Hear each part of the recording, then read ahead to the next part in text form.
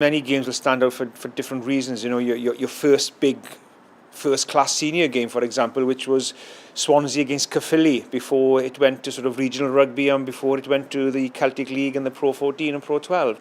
And that was actually Gavin Henson's first debut as well in the first-class team of Swansea back then, with Scott Gibbs and all those playing as well. So that was something special.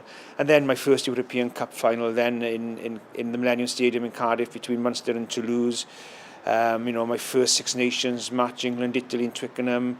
And then games like, you know, Leinster-Munster in Croke Park in Dublin in 2009, the semi-final of the European Cup. You know, massive game, 83,500 packed in Croke Park. You know, Munster were the kings of Europe, and Leinster beat them that day. And then Leinster started their golden era then of winning 2 or 3 European Cups after that, and they've gone on to win more now since.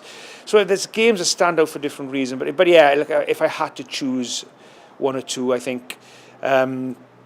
The World Cup final would be the first choice, because obviously, you know, it's the biggest game in world rugby, and when you get to do that, it's a huge honour and privilege which very, very few of us get. So that would be the standout one. But then as far as games go, South Africa, New Zealand in 2013, which many people say is the best game of rugby they've seen. But after saying that, then, you know, I was very fortunate to be part of New Zealand, South Africa on the weekend out in Wellington, which ended 34-32, which was another epic game of rugby between the two. So those two now would be up there as well as, you know, as the occasions. But yeah, the World Cup final would be the one if you had to choose one, obviously.